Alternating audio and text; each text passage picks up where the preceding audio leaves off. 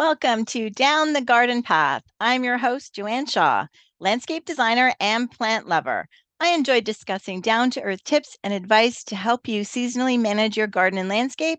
And I also aim to bring you interesting and relevant topics to educate you all about the landscaping and horticultural industry.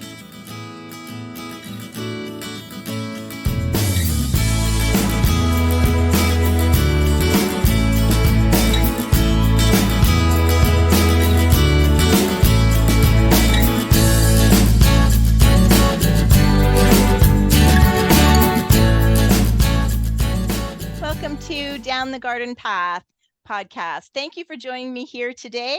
And we have a great show for you today. Joining me on the show is Jason Hoke, a Denver native and innovative entrepreneur with a diverse career spanning music, landscape, and technology. And I can't wait to talk all about all of three of those topics with him today. So welcome to the show, Jason. Thank you so much. Looking forward to it. So I'll read a little bit more of your bio. So you started working at Cut Above Landscape at 15. Then you eventually purchased the company in 2016, grew it to a team of 30. And then in 2022, you co-founded an app for the industry called IssueID, a software solution addressing challenges in the landscape industry. There's so much to talk about with you today, so I'm really looking forward to it. So let's start talking about how you started in landscaping and how you loved it so much at a young age that you really hung in there. Yeah. It started just kind of like most jobs do at the age of 15. I viewed it just really as like a summer opportunity. I figured I knew that I just my own personality, I wouldn't really thrive in a cubicle style setting or Mm-hmm. retail or something like that. I knew I wanted to be outdoors. I wanted to be working with my hands. My dad was in HVAC his entire life, so Okay. I spent a lot of time helping him when I was younger, and just knew I enjoyed that type of work, working with my hands. So just happened to meet the owner of the business at the time through school. Actually, he was a bit older than I was, but he had started the company when he was 15 and started it just as a neighborhood mow route and offered me a summer gig. And yeah, I really enjoyed, like I said, being outside, working with my hands. Mm-hmm. And it was a unique opportunity because the business was so small at the time that I was able to really learn a lot. I was kind of just thrown into the industry, not knowing much about landscaping at all, much about life at all, let alone Mm. landscaping. Yeah, 15. Yeah. Yeah. So, and I was really fortunate. The previous owner was very, very generous with his time and his patience, and he was just a great mentor to me, and was willing to share everything that he had learned in his time in the industry. And yeah, I really enjoyed that, and spent, like you said, about 15 years working as an employee before I purchased the business. And yeah, during that time, as you do in smaller businesses, as it grew, I kind of got thrown into every single position at the company. There Mm-hmm. were times where I was out in the field doing the work, digging the holes, and then answering the phones at the same time and Right. scheduling on-site consultations and those sorts of things. So it was a really unique opportunity that I was very thankful to have. Yeah, and I think that's great to be a new owner after you've been in all of those roles. It's like if you were to have bought it as an outsider, it would have been a very different experience, right? Absolutely. Yeah. I think it's the benefit in any business, right? When you've had that experience as a technician in the business, it really, I think it can help a lot when you transition into that ownership side. It can also, I think, as a lot of people in the landscape industry make that transition, no, at times it can be to your detriment as well, because you make assumptions, right? Like Hmm. I spent 15 years on the tools before I moved into an ownership role. And so I made assumptions about, how quickly work should be produced Hmm. based on how I produced it in the field. And the reality is, as you start growing and building your team, you got to kind of check that a little bit. And I learned Yes. that lesson. Yes. And the generation of 15-year-olds and 20-year-olds isn't the same as your generation of 20-year-olds, right? Yeah, it's a bit different. Yeah, Yeah. yeah. But yeah, was a very valuable lesson, and that transition was something that was probably one of the biggest learning experiences in my life. But Mm. yeah, very thankful for it. Yes. And what type of landscaping was it? Was it, I mean, because the cut above seems like a bit of a pun in a way, like it could go both ways. Like, was it just all lawn cutting, or was it like Yeah, actual yeah, planting? that's a good question. Yeah, when I first started with the company, we were kind of a do everything shop. We were a small business. We basically would take whatever work you threw at us. So, Mm, it started initially as just essentially a neighborhood mow route is how Mark started it, the previous owner. And, then you get a couple homeowners asking you if maybe you'll do some garden work for them, or if you'll rethink the design of the garden in the mm, backyard for them and help them out with that. So we really started doing a bit of everything. We had the mow route, we had what we would call like a design build side where we were mm, doing a lot of design build early on. And then as we grew, it became pretty clear to me, and I think Mark as well, that we needed to kind of specialize a bit more than we were. mm, And there were certain areas that we were really strong at, and certain areas that just wasn't really our forte. And for me personally, it was, design build was not really our forte. I loved it. I loved seeing projects come together. I love helping mhm, people envision their projects and seeing that finished project. But it wasn't our forte from a business perspective, especially as we were trying to scale. The mhm, training was much more in depth and involved, and you really had mhm. to try and find skilled labor for that. Yeah. It was difficult to really make it profitable, to be honest. It was challenging for us because there were just so many variables, and we were learning as we went. So Mhm. that made it a bit difficult. And then it just became clear that maintenance is where we really excelled. And so we wanted to just specialize and focus on that. Excellent. Yeah, I think people don't realize how broad the industry really is, and how many, like, you've got the maintenance, you've got the water features, you've got the design, design. I mean, I'm design only, so I'm always have to explain to people that, I don't do the heavy lifting, but I do design, and being there's benefits to being a standalone designer, and that gives the client, some flexibility. Um, or, I match make, and so it gives them, it's a different aspect versus an in-house design and build situation, right? So, for an industry, it really has a lot to offer. Absolutely. Yeah. There's so many subsets within the industry. Hmm. As you mentioned, like design build, well, you could split that off and have a design firm. You could have just an install or construction firm. And same thing in maintenance. I mean, there's just, companies that do just strictly lawn services or lawn care services. You Hmm. have the arborist side of things. There's just so Hmm. many Yeah. different facets within the industry. And specialization has always been something that's really interesting to me. I love niching down, as a lot of people call it, and just Hmm. finding that thing that you're really good at and leaning into that. So, yeah, that's exactly what we did, especially once I purchased the business. That really became like step one was, all right, we all enjoy all these things. What are the things that we really excel at, and how do we niche down into that area? Right.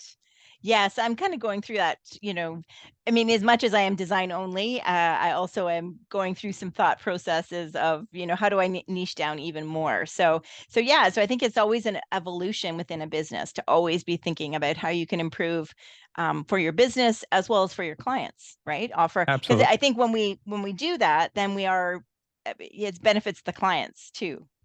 Absolutely. Yeah. And I think, from what I remember from that time, the hardest part about that was saying no to work Hmm. that we used to do. You have these customers coming and requesting you to do something, and you just have to say no, which is really challenging because, it's an opportunity there to grow your business and to Yeah. expand your reach. But I think what you find when you do that is, if you say no to these jobs over here that you aren't really your thing and you excel at, you will fill that with jobs that do fit your niche. And Yeah. and you're going to be much more effective in that way. And to your point, be able to provide for your customers better because you're focused singularly on one thing. Oh, So I you're think it's a speaking great to my opportunity. season. Yes, Jason, thank you. Podcast while Jason coaches me on business, my ways to improve my business. Who knew? But yes, that's so on my mind. So it's so timely. Um, so I don't want to go. We're definitely coming back to the landscaping, but we need a little segue, which you took a little segue in life about in music, in the music industry. Yeah, yeah, absolutely. Like big time, like you weren't just, playing at the pub in the corner. It sounds like you were on tour. Yeah, we were. Yeah, I was pretty fortunate. I played drums my whole life. My dad was a drummer. So pretty much from the age I was old enough to sit on the stool, I was playing drums just because they were around the house. Mm, But I really started taking it serious in high school, and that was around the time that I started landscaping as well. And um, yeah, what really kind of once I graduated high school, I had a lot of opportunities. I didn't go to college. I really just at that point wanted to focus on music, wanted to try and give it a shot. And I had this great job at the landscaping company as well. And what was neat about that was at the time we weren't doing snow removal, so mm, we would work 7 months out of the year and then we would maybe eight with some enhancement jobs trickling in, but really there were 5 months out of the year that were pretty light. And that allowed me the opportunity to maintain my job and my position at the company, but also go tour significantly for a big chunk of the year. And that's what I did. I was in a band called the Epilogues, and yeah, we like most bands started out as just a local band that not many people knew, but we were very fortunate in that we started getting some attention from radio, and got started getting national radio play here in the States, and then followed that with touring opportunities. And yeah, it was a really interesting and unique time in the music industry because I was in that industry right when it was really kind of in the peak of disruption. It's kind of okay. the poster child for disruption, right? Like Hmm. it at its peak, music sales were a $24 billion industry, and within a matter of years it became an $8 billion industry because you had streaming and those Yeah. services that became available. And so I navigated the music industry during that time and learned a lot of really valuable lessons that I carry with me to today. And I always like to say that that really shaped who I am as an entrepreneur today because I just learned a lot. I was at a very impressionable point in my life Mm, as well. hmm. But yeah, very thankful for that time. I wouldn't trade it. Challenging at times to navigate that industry in the situation it was, but I got to, play music with bands that I had been looking up to Oh, yeah. throughout the course of my life. Played at amazing venues all over all over North America. Okay. Yeah, so it was a really great time, and yeah, wouldn't trade it. Yeah, that's great. So what happened to the epilogues? Yeah, so I mean, we toured pretty heavily for about 10 years as a Ooh, band. okay. And in 2016, the same year that I purchased the landscape company, we kind of came to this point where, we'd gone through the process. We got the record. There's always these benchmarks, right? Just like Right. any business where it's Business. like, Yep. yeah, I want, first it's like we just want to get a show at this venue. We don't want to play the bars anymore. We want to play at this venue. And then we did that. And then it was, oh man, it'd be really cool to play out of state. And then we did that. And then we were touring North America. And then we wanted the record label, and we got the record label, and we got all of those things. And we hit this point about 10 years in where we were all kind of, the members of the band were all very close, but we were being pulled in different directions. Mm, And at that point, we had also been really ran through the ringer in the industry. And I think we were all right. just a bit tired. Yeah. And so, yeah, Burnt our out lead kind of thing. singer, yeah, our lead singer had an opportunity to go to Berklee School of Music's master's program for film Uh-huh. scoring.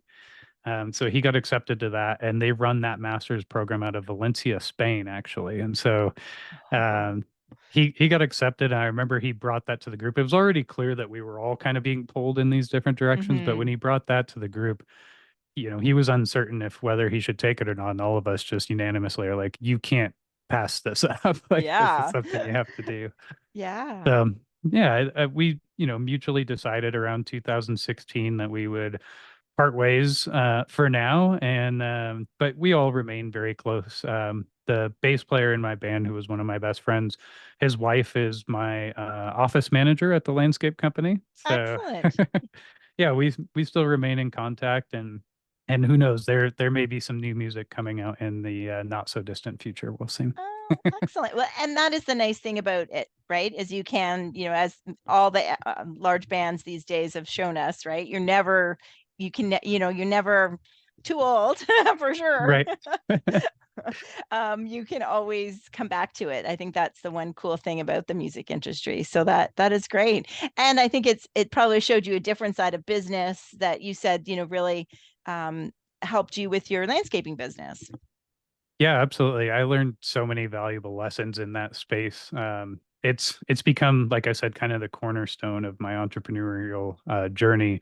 I speak about this a lot at different, events and things of that Hmm. nature. But some of the key things that I took away from that were just that need to be able to adapt and not to just kind of get set in your ways as a business owner. That was something that I watched happen to some of the biggest businesses, certainly the biggest businesses I had ever been around, which was the major Mm. record labels. These were Okay. massive Hmm. businesses, but they were so set in their ways that when the streaming thing came, they thought, oh, that's just a flash in the pan. Like, Yeah. doesn't work for our business model. We're not going to adjust. And some of them went under. They went from what used to be called the big six. Now it's down to the big three. So they were, Yeah. either merged or absorbed, or just went out of business. And so that was a big one for me, that I took with me, is that being willing to adapt. The other one would be recurring revenue. That came from the music industry. Like, I started realizing how much I love that model, because it used to be, you put out an album and then it's just volume, right? You're going to sell that Hmm. album once to each individual. Hmm. Um, and that's what the record labels were banking on. But the new model that worked was this almost like renting music, where it's like you pay for a subscription to Spotify or Apple Music, Hmm. and Hmm. now you have access to all this different music. And it seems so small to you, the consumer. I'm paying, maybe $5 a month or whatever, as opposed to, paying 15, $20 for an album. Um, but in the long term, I'm paying $5 a month forever, essentially. Like, I'm not going to get Yes. rid of that. Yes. So that that was something that was really interesting to me. And I think also one of the reasons why landscape maintenance became kind of the thing that I liked, because it's really easy to build a recurring model with the maintenance side of Hmm. things. So Yeah. that was a big one. And also I would just say, just the idea of, I call it cross selling, but yeah, I mean, when we couldn't rely on sales to be our primary source of income anymore, we had to Hmm. start focusing on, leveraging the streams that we were getting to get people to buy tickets to the show. And then hopefully they come to the show and they buy merchandise, like a Yes. t-shirt or something. Yes. And then maybe we get enough people doing that and we'll get placement on a TV commercial or a movie. And so that was the model that we followed, was just recognizing your different revenue streams and figuring out how they feed each other. And that's something I do in the landscape industry as well. It's like, if we get the recurring contract to come out and mow your yard, well, you're hiring me as your landscape professional. So I'm going to evaluate that yard regularly and make recommendations for improvements to that yard, like simple things. I noticed a dead shrub over there. We could replace that for you, those sorts of things. And Mm. so just recognizing how you can feed those different things, and all of that came from my experience in the music industry. Very good. And very good segue too through the app. So yeah, so I mean I think that is fascinating. And I think, we've all been watching, like, even the movie, the TV and movie industry, with this same thing, the streaming, the Netflix and that kind of thing. It has changed network television. It's affected radio is very different now, right? Oh With yeah. with Yep. streaming and that type of thing. So yeah, so I think if anything, we've learned that nothing is going to stay the same, right, for a long period of time, and that includes something like landscaping. Also, because yards, I mean, that is kind of interesting in the sense that it's similar but different in the sense that it's always growing, right? It's always changing. How we plan, the gardens we or yards we took care of, 5 years ago look very different because trees have grown, the winds have changed, climate change has affected how plants grow. We can grow, I know here we can grow plants, that we couldn't grow, that didn't really survive the winter, when I started in the industry, 20 years ago. So now it's like a guaranteed that they're going to grow and, that type of thing. So yeah, so if our job tells us that things will always be changing and we have to keep going with it, right? And keep learning and adapting. Um, Absolutely. so, and your way to grow your business, your maintenance business, you came up with this. I'm guessing you came up with the idea for the app, or how, or it just came up with the need of a tool to do what you wanted it to do, right? More of a communication tool. Yeah, that's right. That's exactly right. It came out of necessity. So, we had really started to get things rolling and felt pretty comfortable with our business model at the landscape business. And um, we our bread and butter is that recurring maintenance. So Mm, that's what we focus on. We're out there providing full service maintenance packages. So we're doing the lawn mowing, but we're also doing the garden work. We're there to take care of the weeding and the pruning and trimming and spring cleanups and fall cleanups. So those big like subscription model sort of packages, right? okay. And one of our other revenue streams, as I alluded to, is what we would call enhancements. So, it's not full on landscape construction, but it's, just improving the existing landscape or just repairing the existing landscape. So I give the example of dead shrub over there. That's an easy Hmm. one. It's like let's find out why that shrub died. Was it the right variety? And let's replace it either with the same shrub or something new, depending on what we find. And there's lots of these things all over all the different landscapes that we work. We do a mix of both single family residential homes and large homeowners associations. So Mm, some of these properties are sprawling, right? And what I found was when at that time, I was the one oftentimes at the company that was out doing the site inspections and seeing like, there's a dead tree over here, dead shrub. Oftentimes I was doing that on a pretty reactive basis, meaning the mm. customer called me and said, "Hey, we've got a dead tree." And then I go to their site and start putting a quote together. I'm like, well, you have like 30 dead trees if you walk the whole property. Yeah. Um, especially when we had like the ash borer coming through and those sorts of Oh, things. So yes, yes, exactly. And the clients are just looking from their kitchen window or their living room window, right? And that's what they're looking at. They're not necessarily walking the whole property.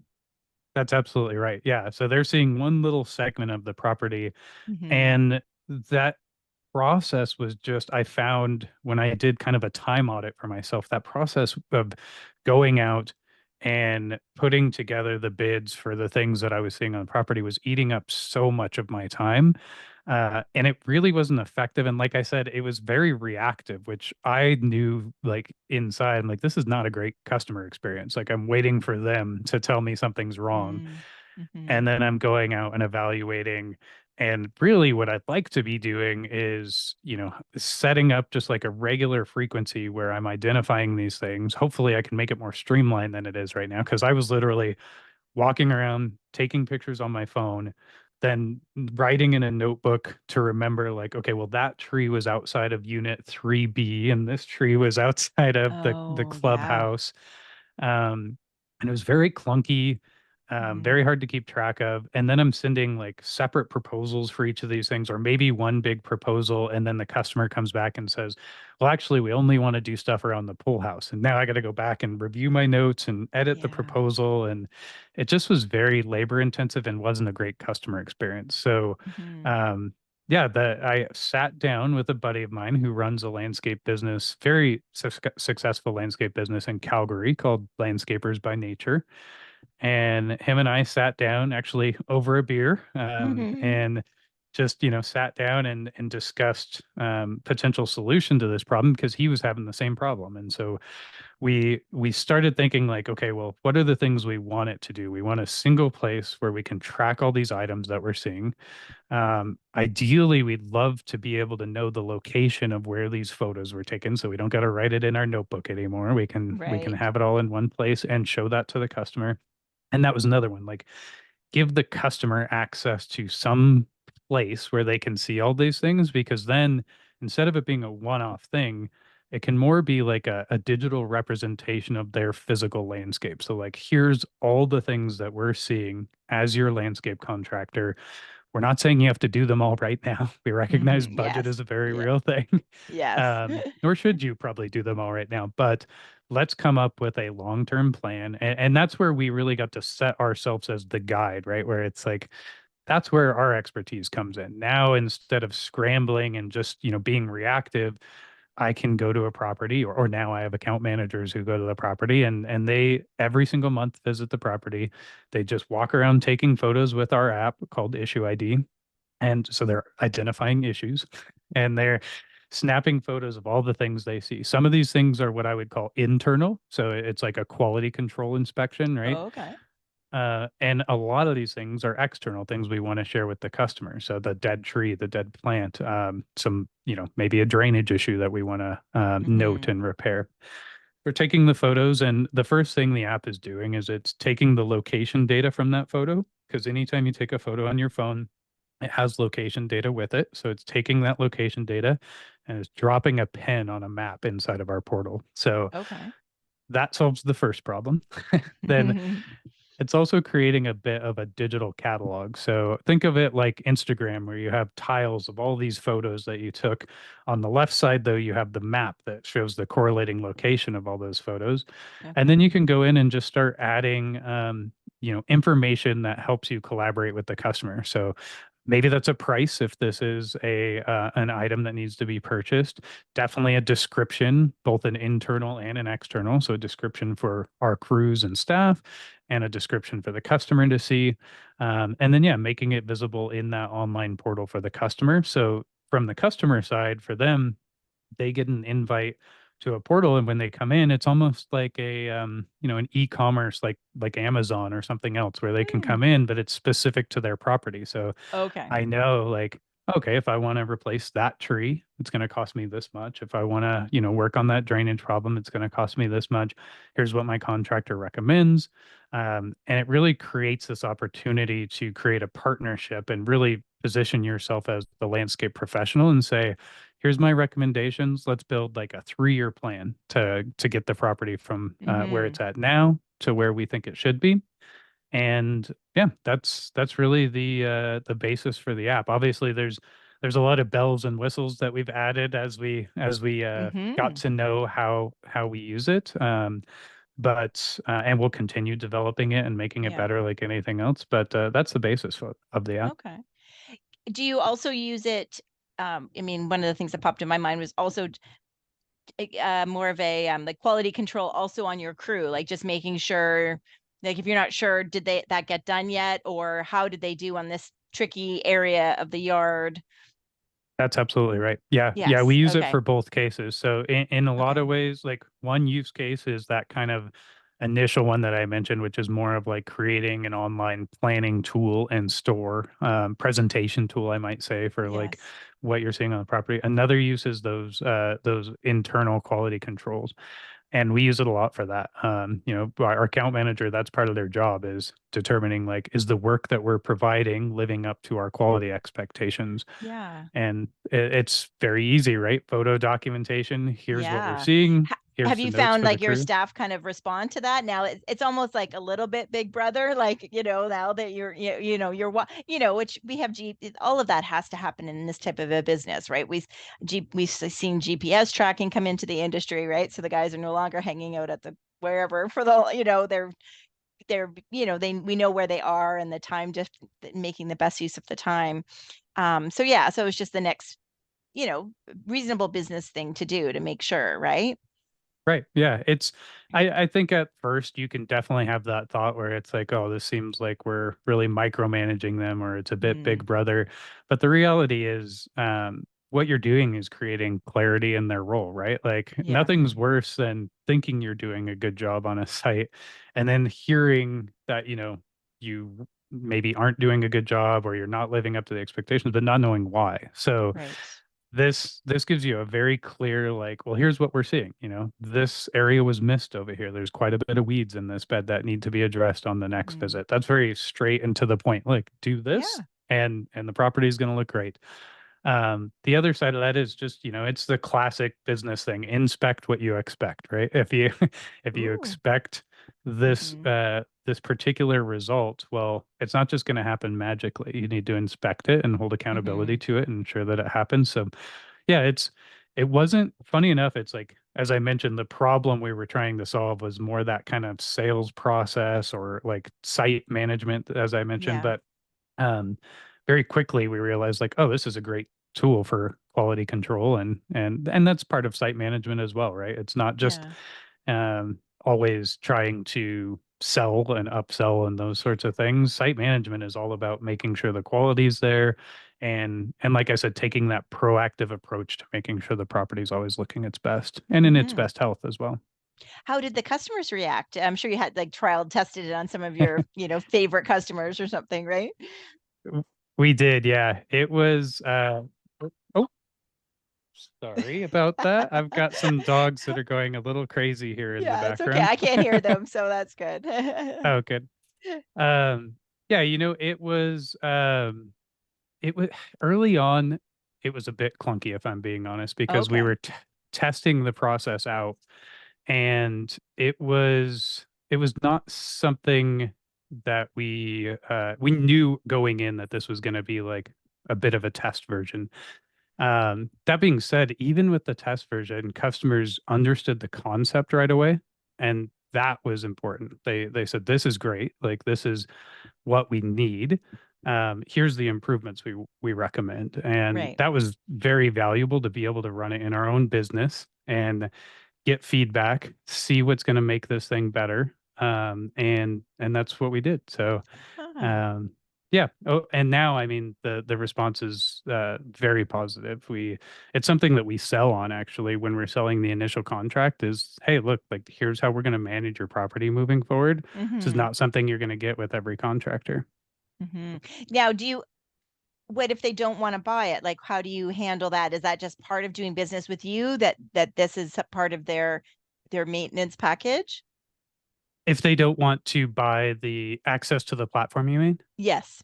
They don't need to actually. So, Oh, okay. uh, yeah, the way that we monetize the platform, meaning Issue ID makes money, Yes. is we sell it to contractors, right? So it's kind of Okay. like I guess you could compare it to like Dynascape or some of the other Mhm. things in the Hmm. industry, right? Where Yeah. they sell to the contractor and the contractor is using this to provide a service to their Yes, customers, like I but you don't have, yes, I right, I pay the Dynascape subscription and the customers don't. Yes, okay. I yeah, get that. exactly right. Yeah. Yeah. I can really see it possibly for designers. I mean, do you have any clients that have purchased it that are designers? We have some firms that have purchased it that do a little bit of both, that have a Okay. maintenance division and then have a Mhm. design division and a construction division. I can't say that we have any like single designer, like design only focused Yes. firms that I'm aware of that are Yeah. using it right now. But we are learning a lot about the different use cases that we didn't expect. Okay. So an example would be like, we really thought this was going to be maintenance only. And early on and even now, it still is predominantly maintenance Yes. companies that are using it. Mhm. But we have install or construction firms or people who have a design build side of their business who are using it for like post job punch list kind of things, right? Where they might walk the property. Maybe it's their designer walks the property after the install crew, the construction crew is finished, and they're just taking photos of the things that they think still need to be adjusted before they can close that job out. And then they Mm, can use that to communicate back with the crews who are going to do the work and with the client, right? Like, here's right. what we're seeing. we're going to resolve these things. Do you see anything else that needs to be Hmm. resolved? If so, snap a photo of it. We'll upload it into there and make sure it's addressed. Yeah. Yeah. Interesting. Yeah. I mean, I'm as an independent designer, I'm a little bit different in my business. I mean, I always say I'm very hands on. So I like to be on the site. I say that's my job satisfaction, right? We don't have bosses telling us we're doing a good job, right? When you're an independent business owner, but to go and see the garden that I designed, see the before picture image in my head, the garden that I designed, and then it's always not exactly how you designed it, right? The plants that just came from an install, we had to tweak the plants here and adjust things there. And the client wanted to keep her, lily bulbs. And we said, okay, but we're not putting them in the after pictures. And then we'll take the after pictures and put the bulbs back, things like that. And so I love going back, in the fall to see how's the garden doing. In the spring, how's the garden doing? 2 years later, and checking in on things. So, certainly there's the check that I do, or, a year later, I send a newsletter out to my clients, and I say, I'll try to check on everybody's garden by the end of June, to see what needs replacing possibly, or what needs to be repaired or changed. But June's a very busy month to actually do the Yeah. new client work, right? So I find it very stressful, and I can how you were describing it when you first started, right? Like it's very reactive and the squeaky wheel, right? Not everybody gets, some are more patient, and then when I'm driving on, I was thinking of a couple clients today. I'm like, oh, I haven't heard from so and so. Like I'm really curious about their gardens. And I do a fairly large, like the GTA is a big space. I'm not in the GTA, like I'm east of the general, Toronto area, but it still is a big area. So, you can check on the clients that happen to be near the new designs, but you can't see everybody. So I see that as being a really, could be a useful tool where you can, communicate with the client and get feedback with them. I do ask for pictures because lots of times, it's not dead. It's not Right. warm enough yet. Yep. It's not the lavender. Like we're getting some reports of everybody saying that their lavender is dead. Well, no, their lavender's just finished. Right. It's Yeah. and unfortunately, the first year after planting, it looks dead. So we're having to educate. So some of it too is right a way to educate the client so you don't keep having those same issues, right? Every year, every September, August, you're told that the uh oh my gosh, just went right out of my head. Their lavender is dead, No, but really it's educating them to know, no, it's not. Just give, so yeah, so I don't know. We'll have to talk offline because I'm really excited about it. And I think anything that helps us communicate with the clients to make it easier, because we're doing an old school traditional job in working with the land, um, and plants and things that are living. But I love the idea of using tech to kind of improve that. Does that make sense? And I'm absolutely. sure that's where you're coming from too, right? That's you're speaking my language. Yeah. This is what I love about business. It's again, it's like that's what happened in the music industry as well, right? Music industry was a very old industry and it was Hmm. ran the same way for a very long time. And then one little thing came in through technology, through the internet and streaming and those Yes. sorts of things, and flipped it upside down. And I think the same thing is happening in the landscape industry and trades in general. Mm, It's on probably a lesser scale. We've seen it happen in other industries now, but yeah. it's happening, and that's where I love to play. Like I've seen it happen before, so I'm interested, and I know the ebbs and flows that it goes through, and so I love that kind of it's a word that gets used too much, but that idea of disruption in an Mm, industry, hmm. changing the rules of competition or how we play the game, and Yeah. that from a business standpoint, that's really fascinating to me. And Mm, ultimately, it's all to provide a good customer experience, right? Like that it's if I can, like when we finish up here, I will probably put in an order for dinner on my phone and it'll get delivered to my door. I'll know where it's at every step of the way. I'll know when to expect it. If I can do that with my dinner on a daily basis, hopefully I'm not doing it on a daily yes, basis, but exactly. if I can do that on my phone and then I go to hire a contractor, I have a very specific need. And the what the contractor tells me is, well, first I'm going to have to come out and evaluate your site. I can do that in 3 weeks, and then I can, there's going to be a process where we go through this, and it just feels a bit clunky, right? Mm, And I think we're all getting better at that. We're all yeah. adopting tools to help us Hmm. with that. Hmm. And ultimately, it's to provide that experience that the customer expects and should have a streamlined experience that makes adds time back to their day, makes it easy for them to work with you. Yeah. So do you also see it as an onboarding of new clients as well? Like in addition to like the aftercare service, do you also see it, or you're just thinking that that's also a service that your brain is trying to create another app? I I think it's just how I think about the industry as a whole. Okay. Those are some things that we do at our landscape business. Like we have an online scheduler, easier to do with maintenance than say like design Oh or no, actually, I construction. I But have one for design now too because I found the challenge of phone tag, right? Like yeah, me and clients, like no, we don't have time for phone tag. I don't, right. so I eliminated that. I virtually do not answer my cell phone because I my message says go to my website and schedule a call. And Yeah. it's just it works way better. Sometimes I forget the call even when it's scheduled, but that's another thing I need to do. I'll be sitting at my computer and like how did I forget? But anyway, because I realized that the phone like, I was worried about doing it.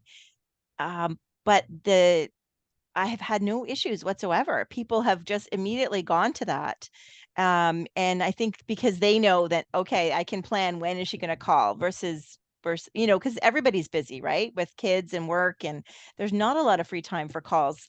Our type of calls, those business, type of Right. calls. So yeah, so I've added that tech to my business late last year. And really this whole season, I virtually don't answer my cell phone. I just watch people, they listen to the message and then it's lovely to watch, right? Because then they go to then poof, I've got a call scheduled for, Wednesday. So I love yeah, so that. I think there is ways that tech can be used in our industry that benefits both of us because we don't, as much as it's challenging with phone tag on our end, because they inevitably call us back when we're on another call or with a client, right? That type of thing. We're on site digging. So I Yep. think it just is a simple thing like schedule the call. And yeah, and I think for what you're coming up with as far as being able to let them know what enhancements can happen and communicate, having a portal that you can communicate with them on regarding their landscape, it saves a ton of time versus the phone because there's phone tag involved there too, right? Yep. So and Absolutely. and the time to go and look at it, and so that's how I feel is I'm very reactive.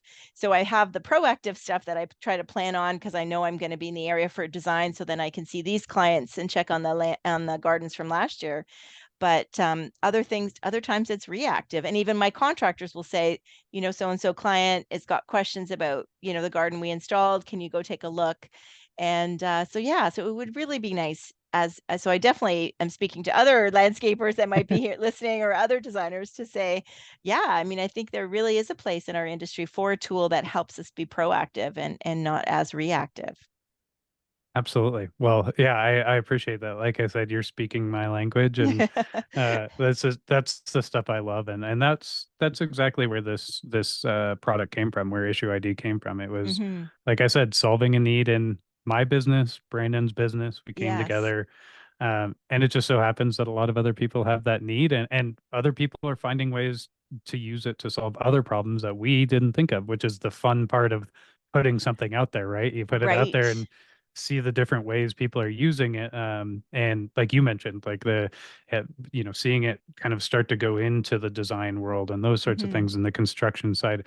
We have some window cleaners that are using it. That's an industry that I know nothing about. Like I've been in Yeah. landscaping my whole life. I'm a landscaper. So Yeah. uh but yeah, we have window cleaners for using it. Different industries that see that value in it, and that's really exciting and fun to watch, and a learning opportunity for me, right? Like I've been in the landscape industry my entire life essentially, Mhm. so I know this industry, but it's fun being exposed to things that I'm not as familiar with, Yeah. and having the opportunity to learn a lot about these different spaces. Yeah. So how have you gone about marketing it, or is that something, well, one, the podcast you're joining a pod, so we're talking about it. But you and your partner's name is Brandon Comstock. Brandon Yeah. Comstock. Okay, so just so we can put Yeah. him. Yeah, but Yeah. so how are you and Brandon, how did you find the window washers and window cleaners? Yeah, a lot of it, we're pretty fortunate in that we come from the industry that we're hoping to serve, right? So that Ah, is helpful because a lot of softwares get developed, and they're software engineers. They come right. from the technology space. They don't necessarily have ties with and know people in the industry they're trying Mm-hmm. to serve. Mm-hmm. So that was helpful at the beginning. We're still very new, honestly. Okay. The product's been out. Well, Brandon and I used it for about a year in our businesses alone, and didn't let it get out in the public until we were feeling confident in it. Oh, good. Yeah. And then last season, so in 2023, we launched it, a beta version. And this was basically people that we knew in the industry that we could trust to give us honest feedback. Mm-hmm. And so we brought on about a dozen or so beta users. And as the feedback started to get more and more positive and we tweaked things here and there, we eventually launched it publicly to, anyone who wanted to sign up kind of around the end of last season, so end of last Ah, year. okay. um, and so a lot of the initial growth was just organic, right? It was word of mouth of people talking to it. But Mm. we've also marketed it. So we actually, I mentioned Brandon, we have a very large founding team. There's five of us who Ah, partnered to okay. found this. But one of our founders has a background in marketing. He ran a digital marketing agency. So that's very helpful. He's much Mm-hmm. smarter than I am when it comes to those sorts of things. He works with me at the landscape business as well. Okay. And so that's helpful. We do some digital marketing. And then a lot of it is just, getting out there and talking about it like I'm doing right now. It's, Mm-hmm. hopping on podcasts. I do a lot of speaking events at trade shows and those sorts of things. And those are the most fun for me. That's what I like to do. Clearly, I like Okay. to talk. And Yeah. so You like the I, stage, obviously, the performer, even though the yeah, drummer's at kind of at the back of the stage, yeah. but That was an adjustment. I'd never had a microphone before. It was always a joke that you do not give me a microphone, and now I always have the microphone. So, but I like that because it's an opportunity for me to connect with other people in the industry. Mm-hmm. And like I said, I learn every day doing this. Like I learn interesting ways that people are running their businesses and how this might be useful for them, or how we might adapt it to be useful to them over time. And Mm-hmm. that's a lot of fun for me. And so yeah, it's just combination of those things. And then also right now we're working on a lot of really cool partnerships Okay. with other software platforms that will tie into our software and work well with us. And so we've been there's some really cool software out there that has been designed by people in their industries as well. And so we've been very fortunate to meet some of those people, and they've been very generous with their time and knowledge. And now we have the opportunity to build some partnerships to where our software will play nice with their software, and we can make them work Ah, together. So excellent. um, that's Excellent. another way to get the word out there a bit as well. Yeah.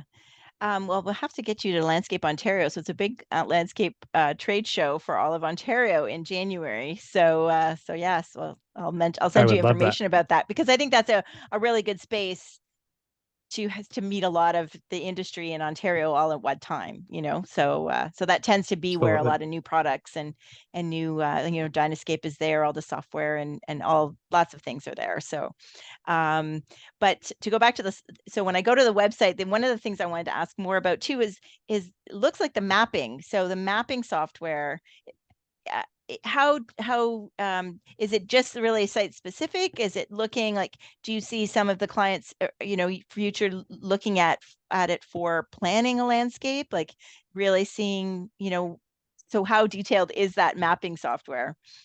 Yeah, so right now it's really just an aerial view of the property with Okay. pins showing the different locations of the photos that we've taken. That being said, what you just kind of alluded to is some things that we have that we're basically working on R&D on, some things that I think could be really useful in the future. So, Okay. uh, yeah, mapping capabilities to do like virtual takeoffs, for example, being able to pull measurements from specific areas, those sorts of things. Because Or there's some integrating, software that can do that, but that is not reasonable for your, I don't think in the site, in the price of the cost of that. I've looked into those and it doesn't make sense for, a person like me, right? right, I mean, I know some designers who are using it and using it very successfully. They tend to have, year-round businesses, where mine is like yours, a bit more seasonal. Um, so yeah, so I've been waiting. I mean, we can only do so much with Google Earth, right? We do a lot with right. Google Earth, but it would be nice to have something, that yeah. So I think that was when I saw that. I'm like, oh, is there capability for me to like double check, my measurement, or you take it, I take tons and tons of pictures at a site, but I always miss that window well, or you miss that one height, right?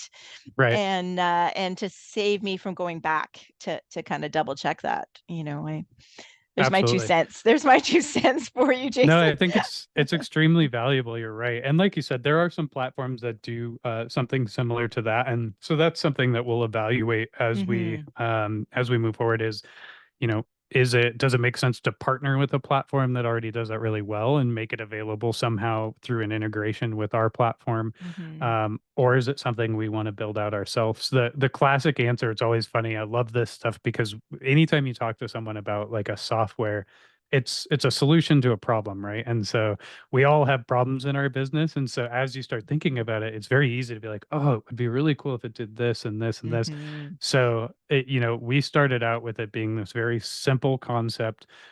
We wanted to do it that way purposely. Like Yes. it's going to do this one thing really well, and then we'll add to it. And now, in our leadership meetings with our team, we do a regular monthly meeting where we review like feature requests from customers, those sorts of things, or just Oh, things we thought of. yeah. And I will tell you that our potential feature list is like hundreds and hundreds of I things can deep. imagine. I can imagine. Believe me, I had features for you already before we started the show, and that was one of them. So I'll I just love tell you it. about that. I Two love it. of them actually, too, like the port, the more from a design standpoint of tracking the plants and the mapping. So yeah, so Yep. I totally relate to that. I have that same mind of like, okay, how can we improve this? Oh yeah. Well, I'll just say I'm the one that the development team gets sick of because Mm, I'm what you would call the visionary in the group. So I hmm. sit in that CEO role, and that's my Yeah. job is to kind of outline the vision of the company. But oftentimes that translates to the guy with all the ideas, and the Hmm. rest of the development team's like, all right, we have enough ideas. Let's focus on building the thing.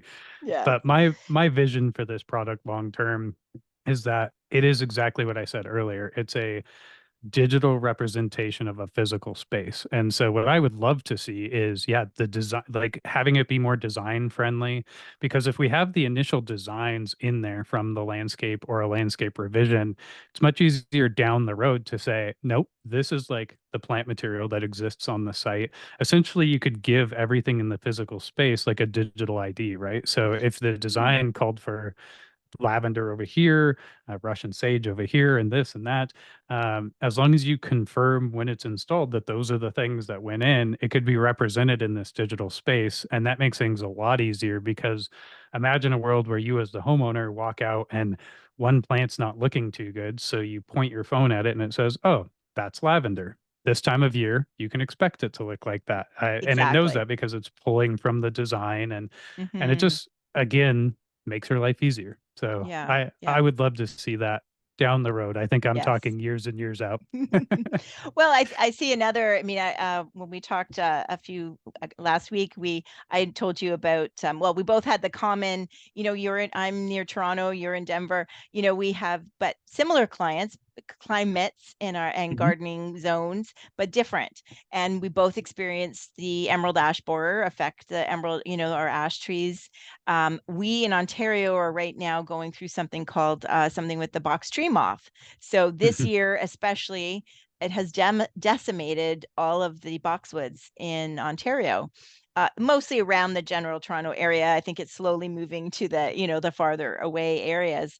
But to have, I hope it doesn't come to you. I hope you guys can get on top of it. But something like that could really be of service to be ahead of your clients, like in the sense, because it is treatable technically. It requires a lot of work on the homeowner unless they're going to pay for the service to have it sprayed. So I think that's another case. So sorry for your ideas, guys. I'm putting another one on in the sense that you can know what's coming, right? We knew the emerald ash borer was coming. The homeowners don't know. They don't care. They don't realize what was going to happening. So same, like there's all these things happen in nature that we can't control. And I think it could be a tool to say, okay, we know this winter, it looks like it was a mild winter. The box tree moth is really, because it's a moth, it flies, and then the caterpillar, it lays its eggs and turns into a caterpillar, and caterpillar literally hedges. So for our listeners, hedges decimated in 2 days, like full yards of hedges. These Wow. caterpillars were, it's not like it took a place over a couple of weeks, right? It was shocking. So I think that's another tool to get ahead of it, right? Let your clients know it's coming, to watch for it, or you're watching for it.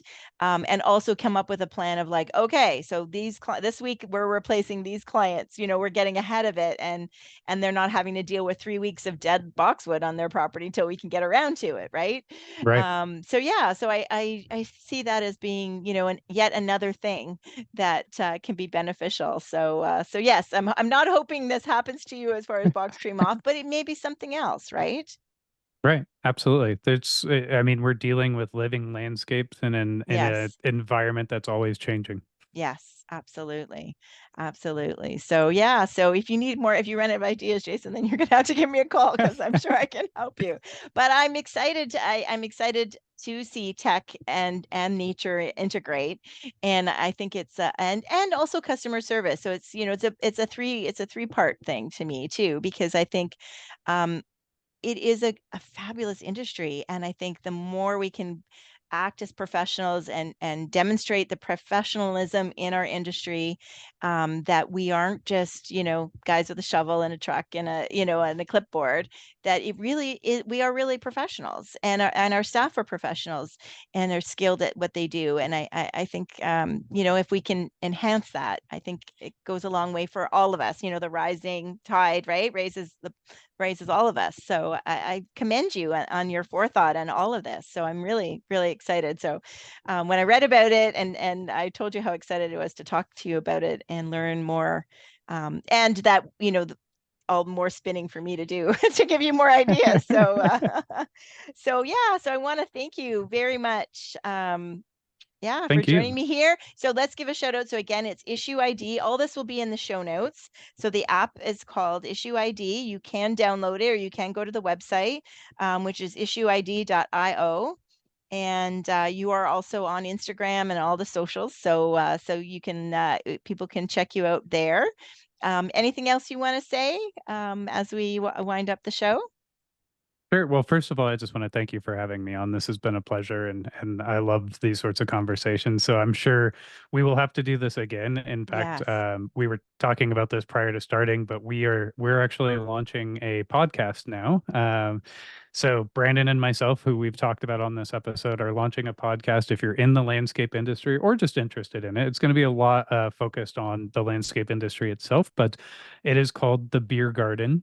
And Love it. the concept of the show is it's geared toward the landscape and snow industry, but it's meant to be very casual, as if you're sitting down with some colleagues over a beer and just talking about the industry. So Brandon and I will often have a beer while we're recording the podcast. As I mentioned, that's how Brandon and I came up with the idea for Issue ID, was hanging out at a bar, talking about a problem over a beer, and Issue ID came from that. So we wanted to capture that. The only difference is now Oh. we're pressing record. So, Yes. Yes. and I would love to have you on sometime if you're open to it, I because would. I would these love that. perfect. Yeah, these conversations are exactly what I enjoy doing, and I would love to do that. And the other thing I would say is, again, if you're in the industry, we have a really good Facebook group called The Beer Garden. It's actually the Beer Garden Landscape Leaders Roundtable. Oh, okay. So head over and join that. It's a great community of landscape and snow professionals who are, sharing industry knowledge, collaborating, and just really, again, meant to be a casual environment, non-judgmental, where we can ask questions and learn from each other and really grow the industry as a whole. Excellent. Well, that is great. I will definitely check that out because we didn't even talk about snow. So that's a whole We've other ballgame, right? Yeah, it's all right. We saved some things in our back pocket for the next time we meet. Absolutely, absolutely. So, well, congratulations on your innovation and even just at a young age, learning about this industry and sticking with it. So, I think that's great that you have such a vision. So, I want to thank you very much for joining me here down the garden path. And yeah, I hope we can chat again on my podcast as well as on. I look forward to joining you in the beer garden.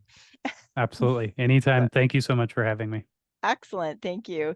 So there you go, everybody. I hope you enjoyed the show as much as I did. Please check out our show notes with more information on Jason and Issue ID, as well as please, this episode is brought to you by Down to Earth Landscape Design. As I mentioned frequently in the show, I'm an independent landscape designer, always looking to help homeowners improve their yards, whether they're small or large. And thank you again, everyone, for joining me down the garden path, and we'll see you next time.